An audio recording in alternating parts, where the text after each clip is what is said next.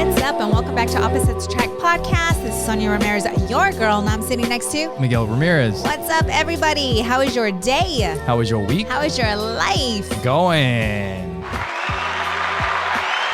And make sure you guys go to our website, oppositesattractpodcast.com. Like we've said before, the best thing that you guys could do is share the podcast with somebody else. Share a clip, share an episode that you really like, something that you've enjoyed, something that maybe you've learned, something that you think might help somebody else out. And you can leave us a rate, a review, a comment on iTunes, whatever podcast app you're using, on YouTube. Follow us on YouTube. Also, we have a separate Clips podcast channel. So if you search Opposites Attract Podcast Clips, you'll see that. It's the same logo that you can see here, that just with like some red design on it. And that's where we post all of our clips. So if you're wondering, if you follow us on YouTube and you're wondering where all the clips went, that's where they went. So you got to find it on YouTube. Your hair looks good. Thanks, babe. You're welcome. I just cut it. Yeah. I did it myself. He wants me to learn. Yeah, you're going to have to learn. Because I'm not going to be so bendy eventually. Because I got to bend. Dude, I'm gonna get a fucking cramp in my back one time. I have. I like twisting because we have the big mirror in the front, right? And then we have the medicine cabinet mirror. So I open that one and I angle it so that I can kind of see the side. But that only shows the right side of my head. Yeah. So in order to see the left side, I have to turn all the way around with my back against the counter. And I'm freaking getting cramps and my love handles. I saw you today. Yeah. Yeah. I'm that's why I'm I thought I learn. was the only one flexible. Dude, I've gotten really flexible. I've been doing a lot of stretching at the gym, and you just hear that stretching for the body anyway is so good, especially when you start to age, because things start to stiffen up. And so, yeah, I've been doing these stretches, and I can touch my knee with my nose. So I stretch before I work out, probably 20 to 30 minutes, which I've never stretched that long before. And I feel myself. I do feel myself, but when I'm sitting down, my knees don't cramp, or, I could tell my hips, everything is just feeling really loosey-goosey. Good. So my goal is I've never been able to do the splits, ever. That should probably be a goal for me too. And so that's what I decided that I'm going to do. When did you decide that? It's been a bit since I started stretching. Okay. But yeah, I should record myself. I need to learn how to do that. These young people know. I just need to learn how to do that. But it's weird when you're at the gym. I'm so focused, and I'm not really looking at myself in the mirror. And a lot of people they do that. I'm so focused when I'm there that I don't do that. Yeah. And to be taking videos and stuff like that, it's just, I don't know, it's awkward to do that kind of stuff at the gym. Yeah. But maybe, I don't know, because I need to stay focused. And I think that will take time to have to do that. So I don't know. We'll see. But anyways, I'm super proud of myself. That's awesome. I'm doing 4 sets of dude push-ups, and my form is so good. That's awesome, babe. And I've been doing 4 sets of 15. Nice. And and pull-ups too. I need to put a goal on that because I have yet done that, and I need to look up a video on how to strengthen those muscles so that I can see what I need to do to continue to challenge myself. Because I've been doing 4 sets of 15, the assisted. What you have to do is for anybody that can't do any pull-ups, the way you get to the point to be push-ups will help. Other workouts to strengthen your upper body will help, your back also. But if you can jump up, jump and grab the pull-up bar, and you just hold yourself as high as you can up over the bar. And you just hang on there, and then you just let yourself down as slow as possible. And you just keep doing that until finally you get strong enough that you can start pulling yourself all the way up. Yeah. That sucks. So I've been doing that. And yeah, I've been going to the gym every day. Well, except Saturday and Sundays. I've been going Monday through Friday and switching my schedule. Yeah. And for a lot of us, when we set goals, sometimes if it doesn't work, like, you have to shift. You have to Yes. figure things out, because I started getting up at 5 and then meditating and reading and doing that at the beginning, and that felt good and that felt fine. But with the kids, and you were gone all last week, I had to figure that out. Like, okay, taking Audrey to school, being here for Joey, like, just all of that. And then I seemed to be getting interrupted during my workout. So then when I called you, you suggested, well, why don't you go to the gym first? Yeah. And I felt like, I don't know if I want to do that, because then I'm going to come home and I'm going to be so wired up from my workout that it's going to take longer for me to get into that space. But because of where I'm to meditate. Yes, to meditate. But because of where I'm at, and I've been meditating for a while, I can get into it even without closing my eyes. Like, I know how to meditate without, sitting down, closing my eyes. So when I made that decision to do that, to go to the gym first thing in the morning and come home, there wasn't a challenge getting into that space during meditation. I was able to do it right away, which was good. And no one's home. So it's quiet and peaceful. But you fought it at first. Right. Like, you didn't want to. Yeah. Right? Right. But then once you tried it, like you said, you have to just figure out a way to make things. It's how can I, right? Mm-hmm. You have to figure out, how can I make this happen? And that might be like, I was kind of thinking about it, because you were telling me that, like, you were meditating first and then you were going to go to the gym, or I can't remember exactly what the routine was, but with you being here at the house, the kids are here at the house, and it's at the time that they're leaving to school. So you get interrupted and all that kind of stuff. And I'm like, look, if you go to the gym first and you knock that out, they can't interrupt what is probably one of the most important things for you. You come home, and at that time they're about to leave, so you can get them out of the house, and then you have an empty house to meditate in. At least that's the way I saw it. But then, like you said, at first you were like, well, I don't know if I can get into that space or whatever. But then you tried it and realized that it seems to be working out pretty good for you. Yes. Right? You were saying something about stretching, that you've been working on your stretching. That's something that I have to do also. I've been needing to do it for a long time. It's also important for me for jiu-jitsu. But there's something that I talked about with my dad on my other podcast, Fighting for Your Life. You guys can go check that out. Fight Life Pod on everything. But we talked about some of the training that I did when I was a kid with him. And one of the things that he used to do is, like, he would put my back up against the wall with my heels up against the wall.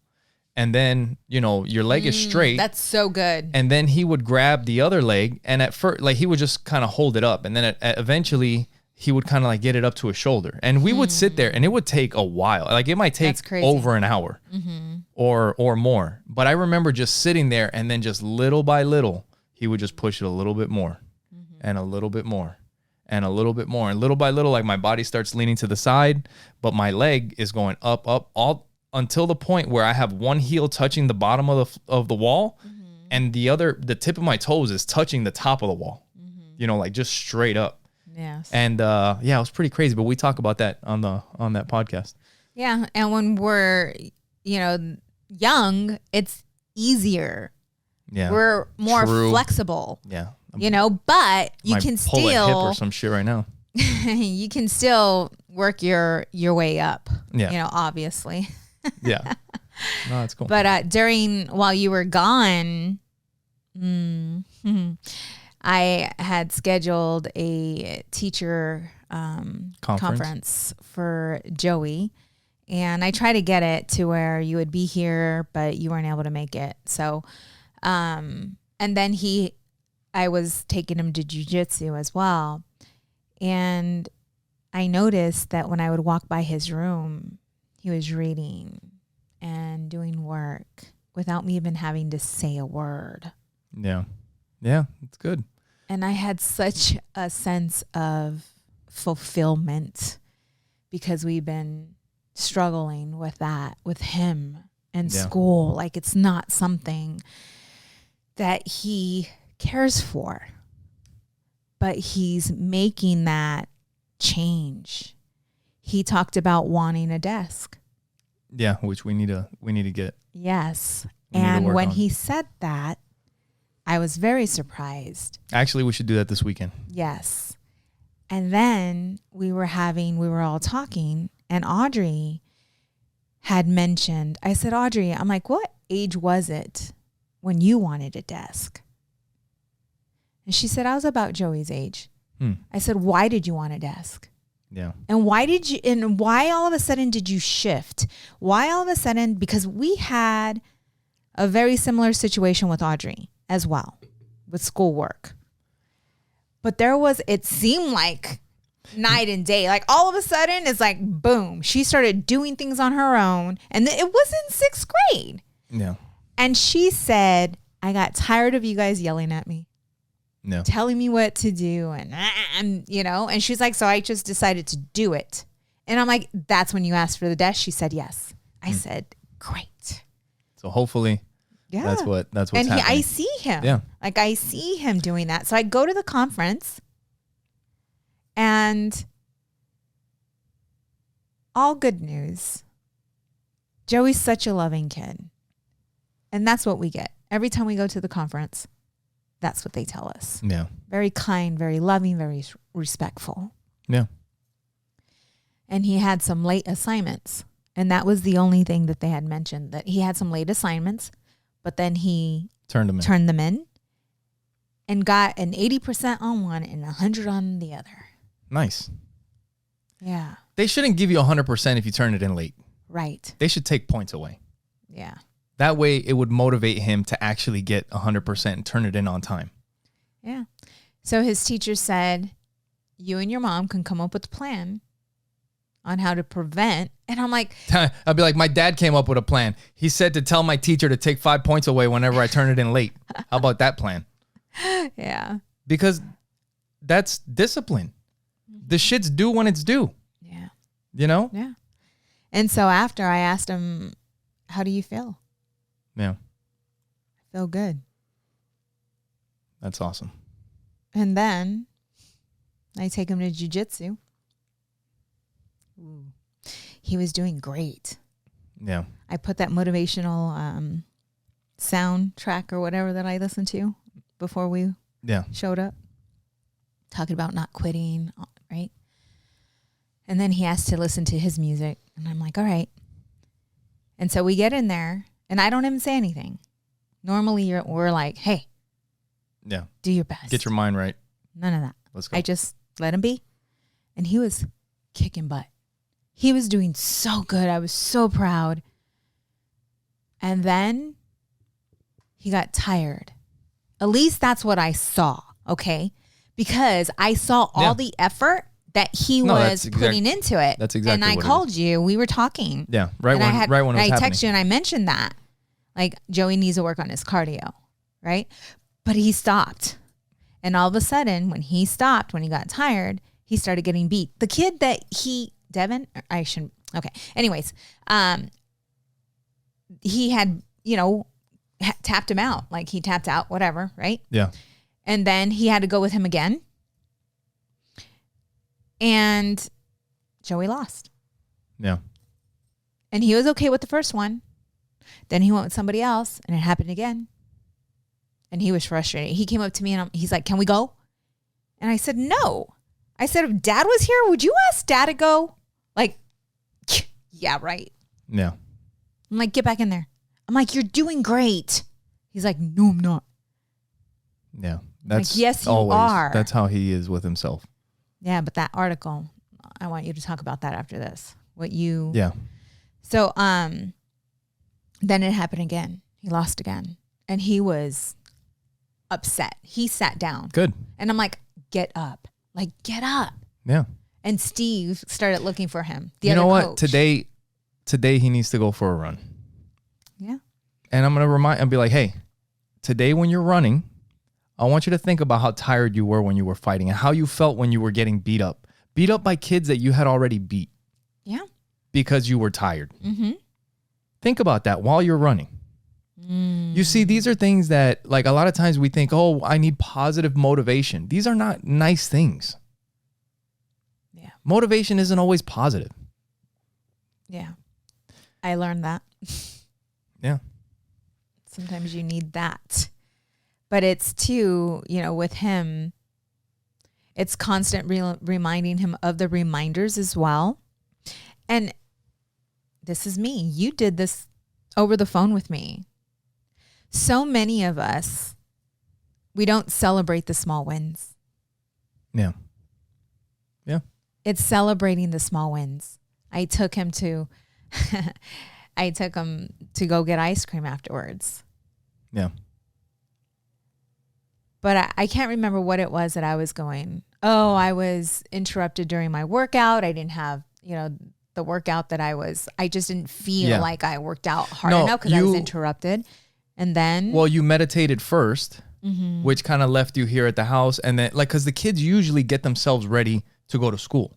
But then Joey needed something. And because you had meditated first and then went to the gym, he was calling you while you were at the gym and interrupting your workout. Yeah. And then you had to leave the gym early and you didn't get a full workout in. Yeah. And something else happened. Something else happened that and I had also threw you off. And I had called you and that you were bringing up my little wins. Like you went to the gym.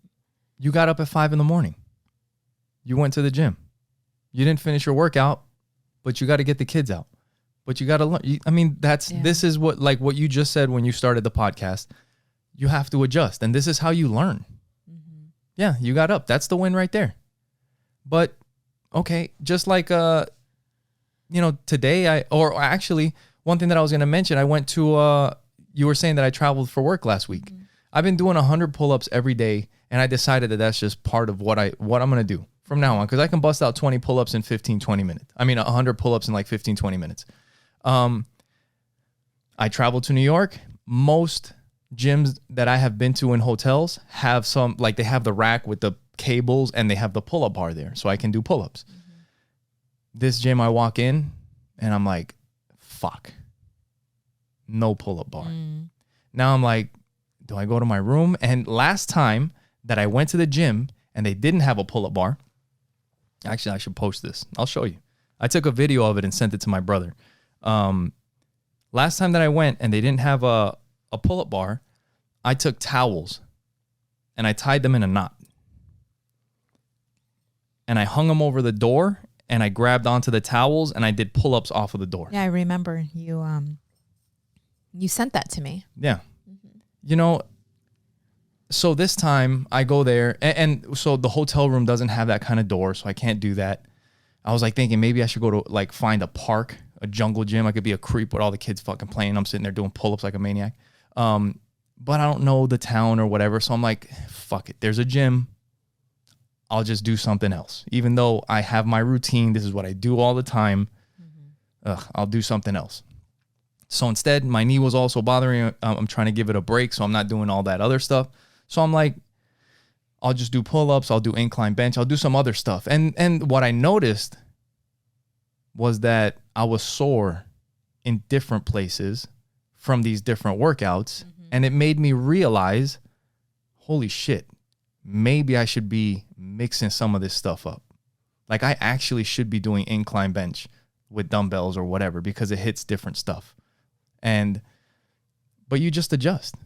You have to. And that's how you get things done. Right. We were talking and you mentioned real quick that before, the were you going to mention the article? Yes. That you were never like a really confident kid. Before we get into that, you were saying about Joey and like the progress that he's making. And I wanted to talk about something that happened last week with all because like we've said, if you listen to the last episode, I made a clip on the Clips channel, Opposite to Track Podcast Clips on YouTube. Look for it. But one of the clips the last one was about the hard times all the hard times that we give Joey. Like, it seems like we're just constantly freaking beating him down. Mm-hmm. Like, we go to jujitsu and I'm like, hey, stop messing around. Get busy. Stay focused. He comes home and I'm like, hey, start reading. And then it's like, go pick this up, go do that. And it's nonstop just correcting. And don't eat that. Don't, put that down, put that back, whatever, And so last week, because he's kind of had struggles with spelling and with writing, more than anything, spelling and writing. Mm-hmm. Reading, he's getting a lot better. But his writing looks great, by the way. Spelling and writing, he has struggled with. Mm-hmm. So I don't know. I'm not a freaking teacher. But for me, the way I think, I'm like, if I just start copying stuff out of a book, word for word, like I'm not even thinking about it. I'll just copy WAIT. And then I'll go back and read it. Wait, But if I can do it that way, at least I'll be writing it down and then I can see how the words are spelled. And if I can do that over and over and over again, eventually, hopefully, I'll learn how to spell shit and I'll learn how to write stuff, So I was telling him, and also his penmanship, which is something that today doesn't seem like it really matters, but I have a feeling that this is one of those attention to detail things that you should write, like you should be able to write neatly if you need to, and write correctly if you need to. And he's also kind of struggled with that because the thing is that if you don't, with kids, if you don't put the emphasis in it, it's just not going to happen. So nobody has ever in school put the emphasis on writing letters correctly. This is a small letter. It stays halfway between the line. The big letter goes to the top. The T is kind of like halfway between the, in the top, whatever. So he's always kind of struggled. So I told him, you know what? Get a book that you like, something that you like to read. And I just want you to copy word for word out of this book. I don't care how long it takes you to write this stuff. If you only have one sentence done at the end of 30 minutes, I don't care. All I want you to do is to do your best. I want you to write every letter as perfect as you can. I want you to, and I told him, I was like, and you're not going to get it perfect because you're still working on it. Mm-hmm. I was like, but you'll see how good you can do, and then we can work from there. Right. And, it was kind of like, as usual, he's not, I don't know if he was giving me a hard time, but he wasn't excited to do it or whatever. And because we've been talking to him about all this stuff constantly, I was like, do you know why I do this? Do you know why I'm so hard on you with these things? He's like, because you want me to learn how to read or because you want me to learn how to write? I'm like, yeah, but why else? He's like, so that it'll make me better. I'm like, yeah, but why else? So I'm prepared for the future. I'm like, yeah, you're going to need this for the future. I was like, but why else? Why, what is the main reason why I do all these things? Mm-hmm. Why I'm so hard on you with all these things? Mm-hmm. And he was like, because you love me. And at that moment, with everything that we had been through, and like, he was sitting at the chair and I was standing behind him and he had his stuff on the table. Mm-hmm. And I just put my head on his shoulder and started crying. Mm-hmm. Because like I've said, that's the only thing I really care about is that they understand that this is why. Yeah. Because we love them. Mm-hmm. And I don't know, maybe I hope maybe that helped. Yeah. Maybe that helped because it seems like I told you when you told me that for him to see his dad. Yeah, it was no, and it wasn't. Huge. It was yeah. Because he doesn't see you that way. I just couldn't. I couldn't hold it when he was like, because you love me, and I'm like, yeah, dude. Yeah. Yeah. Yeah. He needed to see that side of you. But I haven't like cried on his shoulder. I have, shared this with him, and I have been, emotional with him before. Like, it's not like I don't hug him and kiss him and tell him that I love him and that, right. all these things. Right. This wasn't the first time. It was the first time that I freaking cried on his shoulder. Exactly. But all right. Like, I don't have to be Why fucking. Why are you getting so I'm just saying. Passionate about it. I'm just saying it was an accumulation of stuff. Yeah. But it shouldn't fucking take crying on somebody's fucking shoulder to make a difference. But it's just over and over. Like, it wasn't like the passion was any different when I was hugging him and telling him that you can do it, that I love you, that this is why we do these things. He sees you as God. Yeah. He sees how self-disciplined you are. He sees you when you're doing push-ups. He sees you when you push through everything that you don't want to do. Yeah. And he compares himself to you. And Joey is, he's an emotional little boy. Yeah.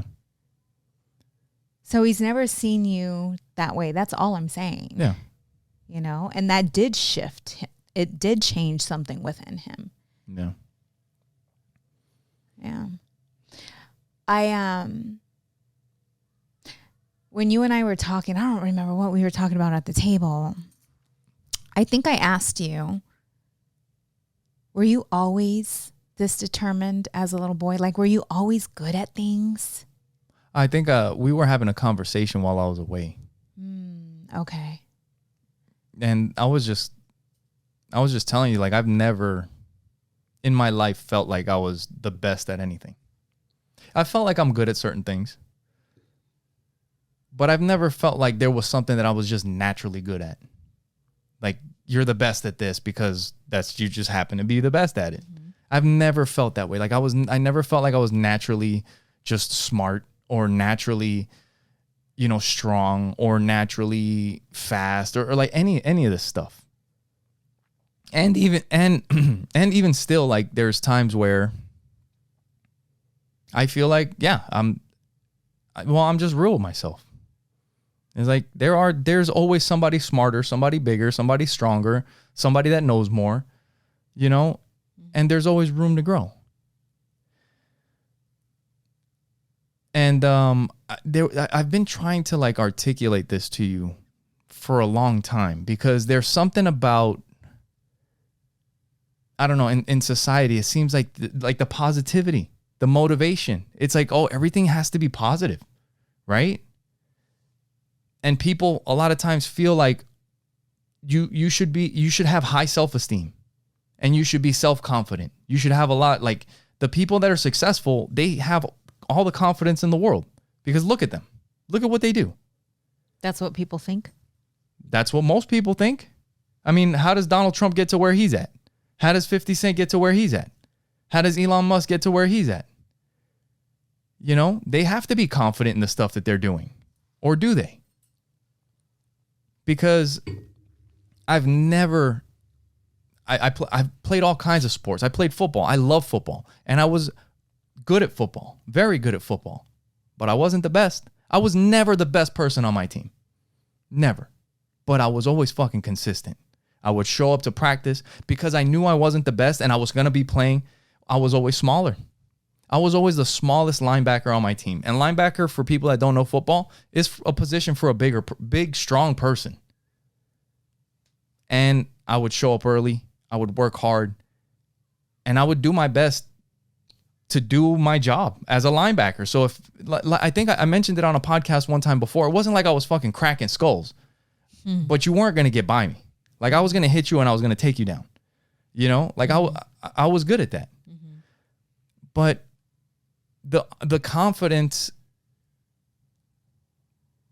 is still.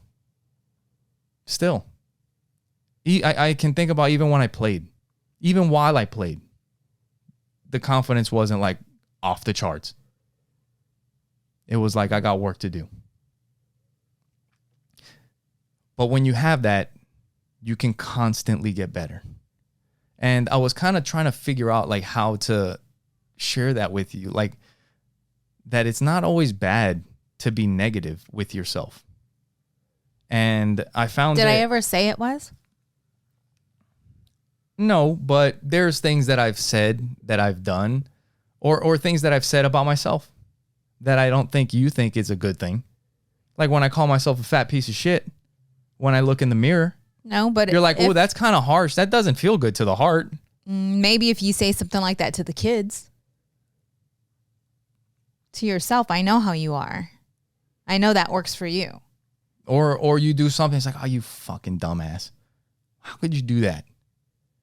Like, you know better than that. All right, what do we need to do? What do we need to learn? How do we need to fix this? You know? Mm-hmm. But I think when you have a lot of that confidence, maybe sometimes you get complacent and you feel like, I'm good. I got it. And then you get beat by somebody that has a little bit less confidence because they're going to work harder for it. You know what this reminds me of? What's that? It's funny. So Joey has this teacher who is a really good teacher. Like, he's just like very straightforward, straight out. And Joey really likes him and listens to him and regurgitates like the lessons that he's teaching him about life or just all these things. And he told Joey that in art, that parents, if you take a piece of your art to your parents, they're going to look at the art and they're always going to say, wow, this looks amazing. He's like, if you bring it to me, I'm going to tell you the truth. Yeah. That's good. It's good to have people like that. You can't have freaking, you know? Yeah. Yeah. Yeah. So could you imagine telling your kid, they're all just excited, shitting on him all the time? I have it all over. I have it in my office. So I'm like looking at some right now and telling them that, what is that? Yeah. Yeah. Actually, so I was kind of trying to figure out like how to, and I was looking up a lot of stuff, and I found a Harvard Business Review article because I was trying to figure out like, are people with less self-confidence more successful, or are people with more self-confidence more successful? You know, like what is better? And in this article, the article says less confident people are more successful. That's the title of the article, and it has 3 different reasons. And the first one is lower self-confidence makes you pay attention to negative feedback and be self-critical. Where if you're full of confidence, it's like, oh, I know that. Where like I've said I've said on here before, I don't have an issue learning from a brand new white belt. Right. If they've got some experience, or maybe they thought about something in a different way. Yeah. They're like, what about this? And I'm like, oh shit, maybe that will work. Yeah. You know, but I'll at least listen to what they have to say. Doesn't mean that they're right, but I'll listen. I've done work on aircraft for a really long time. Mm-hmm. Sheet metal work on aircraft is something that I'm really good at. And that is something that I feel, I wasn't good at first. I fucked up a lot of shit, but I got good at it with a lot of practice. But if there was a new person that showed up and they're like, oh, I learned this in school, or I saw a way to do this and let me show you, show me. Right. Because you might know a better way that I've never seen before. Yeah. Even with the kids. I mean, this is a conversation that we had, because a lot of parents, they're not open to learning or listening because they're kids. But the truth is, how much, like you and I, how much have we learned listening to the kids or just paying attention to the kids? Our parenting was totally off at the beginning. Yeah. Then we started to learn. We started to shift. We started to change. We started to read. We started to listen to them. Maybe because we didn't feel like we were the best parents. Right. Yeah. And then you learn. Yeah. So lower self-confidence makes you pay attention to negative feedback and be self-critical. Then the second one is lower self-confidence can motivate you to work harder and prepare more. Yeah. Like when you have something that you're going to do, because one thing that this article talks about is that there's a point. Because if your confidence is so low that you just don't do anything, that's not good. But if your confidence is just low enough, combined with goals and motivation, that combination can lead to huge success. You know, because when you feel like I have something to do, but I'm not the best at it, I need to put in the work. I need to get this like I need to learn. I need to do. I need to be. Like let's figure this shit out. Staying up late, getting up early. And I think even if you feel like, I feel like I'm a really good coach. I know I'm a really good coach, but there's so much to learn. Yeah.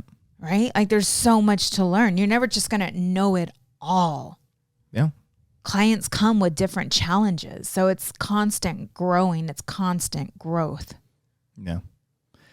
And then number 3, it says lower self-confidence reduces the chances of coming across as arrogant or being deluded. And that is something that, you know, I've also, like, if I'm wrong, I'll admit to my mistakes, you know. There's nothing wrong with that. And that's having humility. Yeah. And a lot, like, I don't know, a lot of it's leadership. It's just learning. It's just things I've learned over the years. This is a good tip. I remember, this is like out of different books that you read, there's like little things that fucking stick. Mm-hmm. And I think it was out of the book, How to Win Friends and Influence People. But they mentioned the phrase that was like, oh, damn it. I say it all the time and now I can't fucking remember it. But it was kind of like when you want to give like somebody's telling you something about whatever you're working on and you have a difference of opinion. A lot of times, you know, we've all come across people. It's like, oh, no. And they just fucking, it's like, shut the fuck up, you know? Yeah. Yeah. But if you start it with, I might be wrong, but I was kind of thinking something like, I can't remember exactly the phrase, right. But it's starting out with, you know, like I've been wrong before, or, you know, and often I am, or something like that. What you heard me say it to the freaking people on the damn phone that one day. You remember? Yes. Don't put me on the spot, dude. Just because you remember. How could you not remember? I remember the situation. No, I remember I know. because I made a comment about that. Yeah. Yeah. That's what it is. That phrase. It's like. That's what it is, yeah, you guys. You guys know. Go back and look for it. That's what it is. Yeah, that one. Go back a couple episodes. Watch that one all over again. Yes. You guys will find and share it. Share it. Make sure you subscribe too. Yeah, and leave a comment while you're there. Thumbs up. But no, I'll remember it. But it's like, you know, like it's just being vulnerable, pretty much. It's like, yeah, I might be wrong, but and I've been wrong in the past, but this is kind of what I was thinking. Yeah. You know, and it doesn't come across as abrasive. And then people actually listen to what you have to say. Yes. You know? Yeah. But before we get off of that, I just wanted to read the last paragraph, because I don't want to read the whole entire thing. But this thing, it says, in brief, if you're serious about your goals, low self-confidence can be your biggest ally to accomplish them. It will motivate you to work hard, help you work on your limitations, stop you from being a jerk and deluded, or both. It's therefore time to debunk the myth. High self-confidence isn't a blessing, and low self-confidence is not a curse. In fact, it's the other way around. Mm. And dude, I know this from experience. Yeah. Hmm. I have I tell you, I have a lot of negative self-talk. A lot of people do. But what do you do with it? You express it. Like you talk to yourself out loud with your negative self-talk. Most people just keep it silent. So I know I have negative. Seem crazy talking to myself. I know I have negative self-talk. You know, I mean, not so like I do. It's not for me. It's more of a feeling. It's kind of like when I'm doing a plank. Ugh. I've been doing good with those. I've been getting stronger. I feel it. Yeah. But it's like, you know, the way I talk to myself is like, it's only 2 minutes, Sonia. It's only 2 minutes. You gave birth. It's not like, hey, fucker. No. Yeah. You know what I'm saying? Our self-talk is different. I don't, you know, my self-talk is going to be the way I talk to myself. Yeah. That's still negative. For me, that is, come on, bitch, stay up. No. Yeah. You know, you can do this. You gave birth, natural birth. You got this. You got this. Yeah. That's my negative self-talk. That's not negative. What the fuck? You got this? You got this Like, is not negative. Well, it kept me up when I didn't want to stay up. I don't think that's the same. Okay, well, I don't know. So anyways, that's what I refer to. Or no, there's times like what, yeah. Like when I'm having a hard time, like for me, it's a feeling. The negative self-talk when you're waking up is when you wake up at 8 o'clock in the morning and you look at your watch or you go brush your teeth and you look in the mirror and you're fucking disgusted with yourself. And you're like, you motherfucker. Yeah. Right? That's the negative self-talk. And then it's like, what the fuck are you going to do about it? Yeah. You set your alarm and you fucking put it on in the bathroom with the door open. So you have to get up and go turn it off. Okay. So I have that if I'm, yeah. Okay. Like eating. Cause I feel so, I tell the kid, like when you leave. Yeah. You fast and. No, I didn't fast this time. I just ate very clean and I was working out every day. I tell the kids every time your dad leaves, I lose weight. Yeah. Yeah. But when I am, it's for me, it's a feeling like you look in the mirror or you put something on and it's like, this does not feel good. Like I'm tired of losing weight and then finding the damn weight and being disgusted. Yeah. But that's my self-talk. And then I get back on track. And then I start eating better. Okay. And then I go to the gym. What about people that are super confident in themselves? Overly confident and then they don't. Yeah. Then they don't do shit. It's like, oh, I'm good. Like, oh, look at me. I'm fucking. It's like, okay. That's delusion. Yeah. I don't judge. I will. That's for them. Leave it for me. It has nothing to do with me. It has everything to do with them. Yeah. And some people are very happy. I mean, it's not judgment. Very, but they're happy. Like they're happy with who they are, where they are. Just like with me, I can It's not judgment, it's discernment. It's seeing it for what it is, But you mentioned that. So yeah, and after that talk that I had with Joey, like you said, this week, I mean, dude, it's been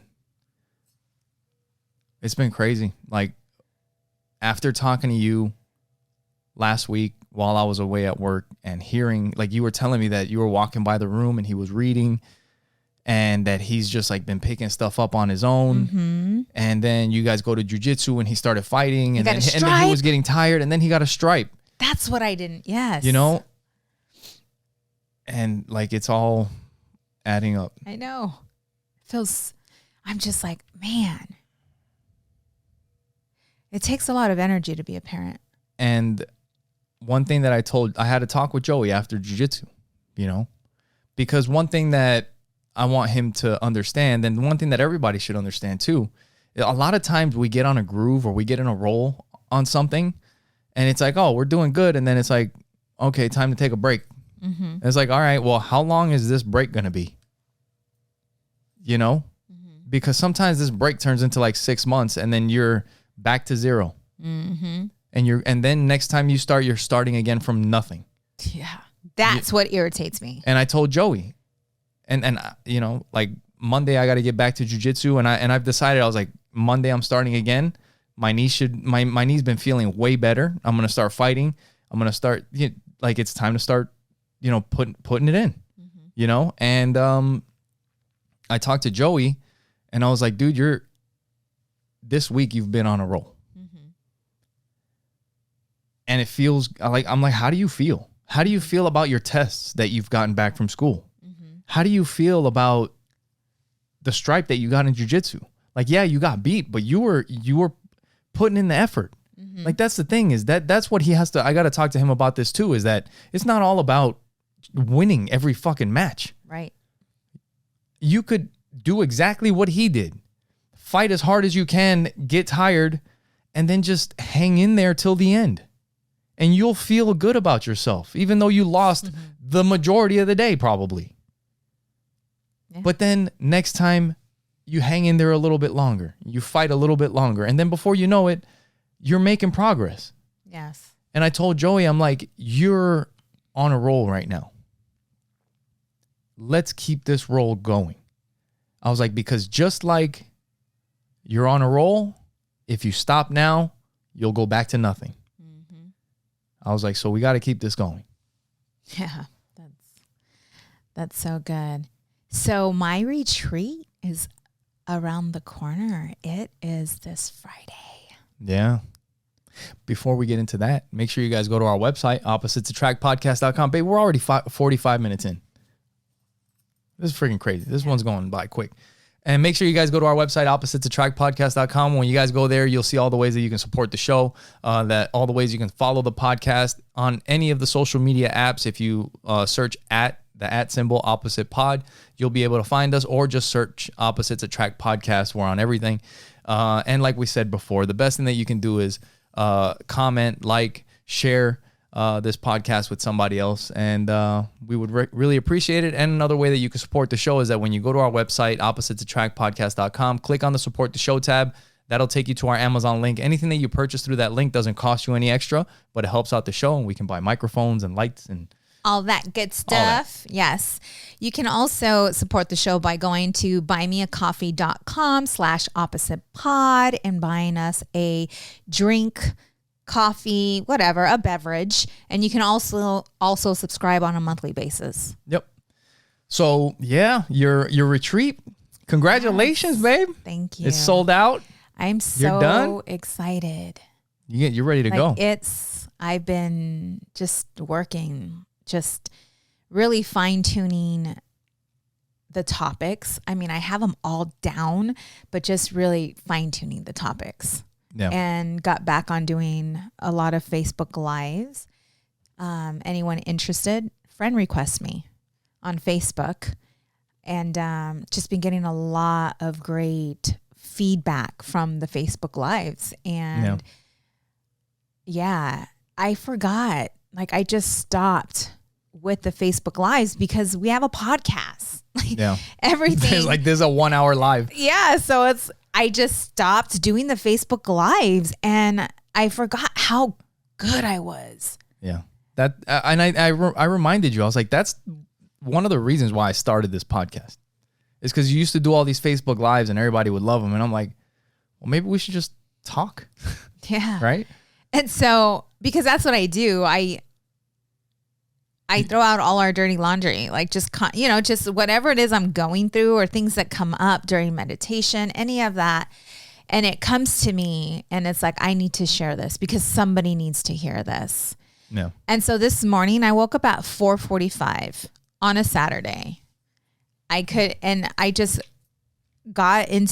felt like I just heard, go meditate, go meditate, go meditate. And I looked at the time and I'm like, it's 4:45, go meditate. Yeah. But I couldn't go to sleep because that was just like on me. So I'm like, okay, well, I'm going to meditate. Yeah. And so that's what I was doing. There were a lot of things that I was just kind of feeling and going through. And a lot has been coming up for me when it comes to holding on to things that no longer serve you. And a lot of like my clients and the gifting sessions that I do, I notice that they're all suffering because they're doing something that is no longer serving them, right? In some form of their life. Yeah. And I started thinking about myself. Like, what are some things that I've been holding on to or that I held on to in the past that no longer serves me, that no longer served me at that time, that I had to let go? Yeah. And we had mentioned this on the podcast before. Anyways, and I was thinking about like how my coaching business started and the things like Legal Shield. We talk about it we talked about it in the past.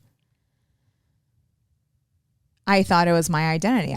I was in that business for over a decade. Yeah. And what got me, you know, people ask me as well, like, how long have you been coaching? And I say a year, which it hasn't really been a year, but that's when it started to come to light. Yeah. So I'm just going to read this real quick, but it says, you know, when people ask me how long I've been coaching, I tell them I started my coaching business a year ago, but I actually been coaching since 2006.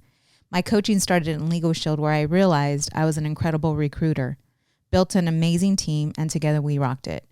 Legal Shield changed my life. I started speaking and training on stage. I quit my career as a paralegal in 2 months after reaching one of the top positions as executive in the company and never looked back. I had no choice but to succeed because I had a mortgage payment and bills to pay. I ended up meeting my incredible husband in Legal Shield, and we got married in 2008. I thought Legal Shield was going to be my end all. In 2017, I got the God nudge. It was time to move on. I felt this nudge for a couple of years, but was not letting it go. You remember the struggle. Yeah, that was tough. It was a constant inner fight because I was in that business for so long and I just didn't see myself doing anything else. Anyway, so I thought Legal Shield was my identity. I went through some challenges in the business. I was holding on to something that was no longer serving me. As soon as I made the decision to let go of my Legal Shield business, my nationwide notary business was created. Do you remember that? Yeah. It was like pretty instant. Yeah. Yeah, the focus shifted. I took everything I learned from Legal Shield and incorporated it into my new business, and within my second year created $90,000. 4 years later, I get another God nudge that it's time to dissolve that business. God also tells me it's time to stay still, to work on me, spend time with my family, and hire a coach. I listened and did exactly what God told me to do. It was pretty difficult at times to be still, but I had such an incredible time with being a stay-at-home mom and a wife. I invested I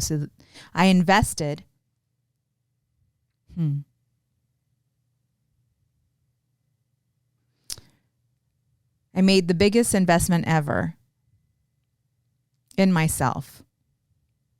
$12,000 for 3 months of coaching. Yikes.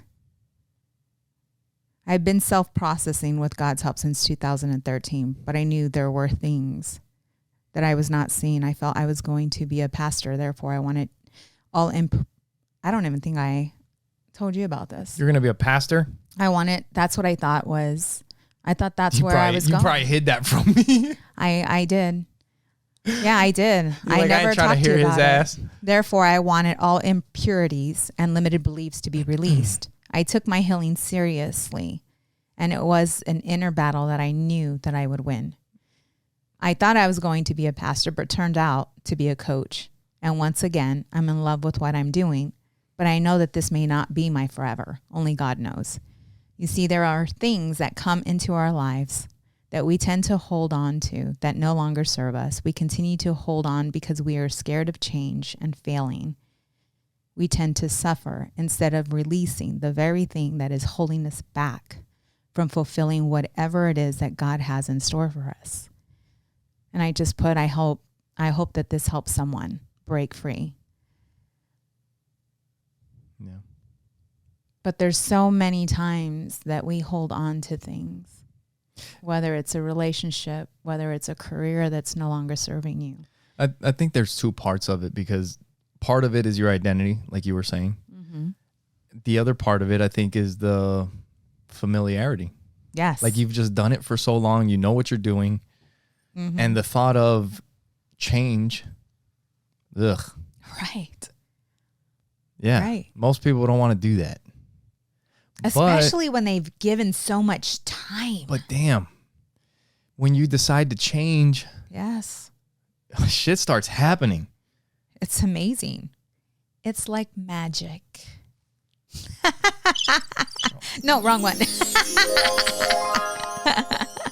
It really is. Yeah. Because when you think back, like during that time, it was COVID. We were going like through some shit. Yeah. Yeah. when I open Trust Inc. You know, I've been kind of thinking about that late, like the funk and the complacency. I think a lot of people got into the funk and the complacency during COVID, during the start, like, because that's kind of like we're just kind of, we couldn't do shit. Dude, did you read right? our client's post on that? Yeah. That she put on my page? No, I haven't seen that. No? I'll have to check it out. Yeah. Yeah. That's exactly what she wrote. She left me a really great review on my page, and she talked about Healing what Hearts? happened. Healing Hearts. Yes. On Facebook? On Facebook. Healing Hearts Coaching? Yes, yes. Nice. On Facebook. You guys can find that. But she also put it on my personal page. Yeah. And I was like, aw. But she talked about, you know, how that's when it started was in, you know, with COVID. Yeah. And change seems like it sucks. But when you decide to start changing, good things start happening. I mean, there's change sometimes that happens to you that you don't expect, but you can always decide how you're going to respond to that change. And then there's changes that you can make. And that can also make a difference. Yeah. You know, and one thing that I was going to mention is like, when I decided to, like, I guess like after the COVID funk, I guess you can call it. And it's like, all right, I kind of see what's happening. Like, I'm just kind of maintaining, right? And let's pick it up again. And changes have been happening. Like it's been good. And then recently, like I've been mentioning on the last couple episodes, I hit up Harvard. I sent them the application and they emailed me back. I'll go ahead and submit for the class. Like you're accepted. Nice. You know, so that's next. And then after that, I'll keep training, the podcast, the tournament. But these are all good things that you grow from. Right. Yeah. You know? And sometimes they don't turn out exactly as you expected. But there's a lot that goes within the journey itself. Yeah. Like the things that you learn. Because a lot of people are also scared of failure. So not only is it change, different, now what's next? Yeah. And then you question whether you have what it takes. That's a regular occurrence. And don't pay too much attention to that. Just know that that if you keep working, you will have what it takes. Doubt is okay. I have doubt all the fucking time. I'm sure that I'll sign up for this class and before the class starts, the thought will run through my head. What the fuck are you doing? What are you thinking? Next time I sign up for a big tournament, it's like, dude, what are you thinking? Dude, you have a full-time job. This isn't like you're a fucking professional fighter. Yeah. Like, what are you doing? And I had a talk with a kid this week while I was in New York. It was cool because I was in the gym working out by myself. Like there was nobody in there. I was doing push-ups and bench and all this stuff. And this little kid walks in and he was probably like 12 years old. And he jumps on the treadmill and he starts running on the treadmill and then he starts doing push-ups and then he starts doing crunches and he gets the mat out and starts doing some planks. And I was like, dude, like I took my headphones out and I was like, good job, buddy. I was like, you're doing really good. I was like, keep it up. I was like, you're young. I didn't ask him how old he was. Just by looking at him, I thought he was probably like 12. I was like, you're doing great. I was like, you're already working out and you're so young. If you can keep this up, you keep this going, you know, it'll be really good for you in the future. And then he said, I want to play football and basketball. And I was like, you can do it. I was like, you're already doing it. Like you're training now. I was like, you can do it. And I can't remember the entire conversation, but I talked to him. I was like, it's going to take a lot of hard work. I was like, and you're young right now. You're going to get in a couple years, you're 12 pretty much. I was like, in a couple years, your friends are probably going to start getting into stuff. that's going to be fun. They're going to want to go out. They're going to want to do things and have fun. They're going to start chasing girls. I was like, if you really want to do it, you have to make a decision. Mm-hmm. And people that make it make sacrifices. People might think you're crazy, but nobody that has ever accomplished something great has ever had people look at them like they weren't fucking crazy. Mm-hmm. Everybody that has done something crazy, people look at them like they're fucking nuts. But then when they do it, they're like, oh my God, look at him. And it's like, yeah, you remember that motherfucker was doing pull-ups all the goddamn time. Every time that we would go out, no, I can't because I got to go train. I can't do this. I got to go do this. I can't go with you guys there. I'll catch up with you guys next time. What are you doing this weekend? Oh, I got to study something because I got class or whatever. Right. But nobody that has, people that accomplish shit, people look at them like they're crazy. So, and sometimes you do feel crazy, but you just got to know that it's part of the deal.